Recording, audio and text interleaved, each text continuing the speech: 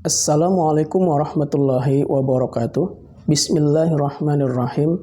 Alhamdulillah, sahabatku sekalian, kita semua telah menyaksikan dari berbagai media elektronik, media massa atau media sosial, adanya unjuk rasa atau demonstrasi atas kebijakan PPKM darurat. Salah satu alasan dilakukannya unjuk rasa atas kebijakan PPKM darurat yang dilakukan mulai dari pusat hingga daerah adalah bahwa kebijakan aturan PPKM darurat tidak berdampak terhadap pengendalian COVID-19. Justru sebaliknya, kebijakan itu malah memberatkan dan menyengsarakan masyarakat karena banyak akses dan kegiatan yang dibatasi bahkan ditutup.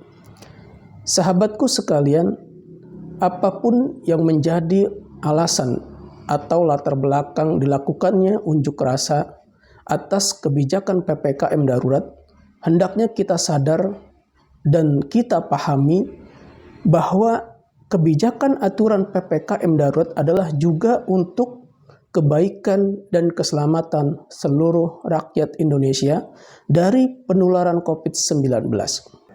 Kita tahu bahwa penerapan kebijakan PPKM darurat disebabkan karena terjadinya lonjakan kasus COVID-19.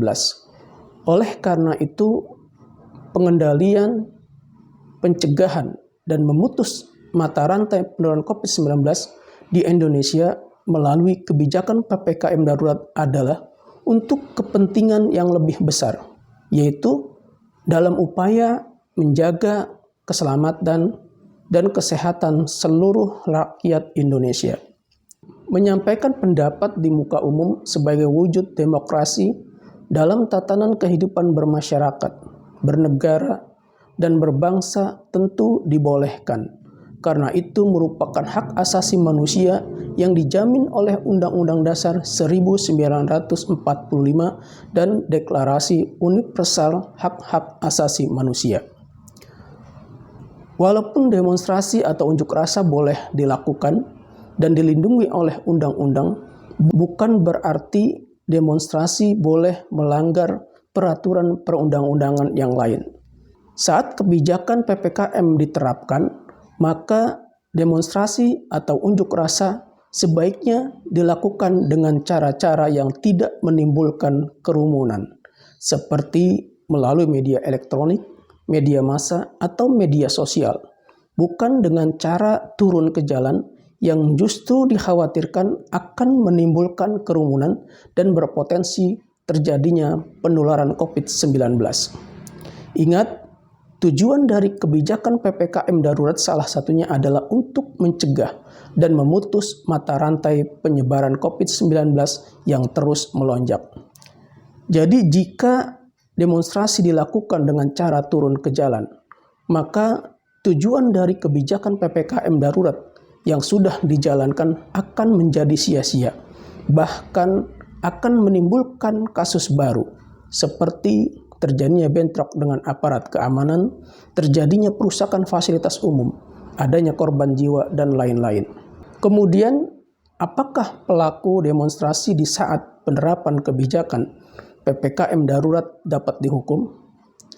Terhadap pelaku demonstrasi yang turun ke jalan dan menimbulkan kerumunan, maka ketika aparat penegak hukum melakukan himbauan kepada para pendemo untuk membubarkan diri, kemudian para pendemo tidak mematuhi perintah yang diberikan petugas dan justru melawan dengan kekerasan atau dengan ancaman kekerasan, maka pelaku demonstrasi dapat dituntut berdasarkan pasal 212 Kitab Undang-Undang Hukum Pidana dengan ancaman pidana berupa pidana penjara selama-lamanya 1 tahun 4 bulan atau denda sebanyak-banyaknya Rp4.500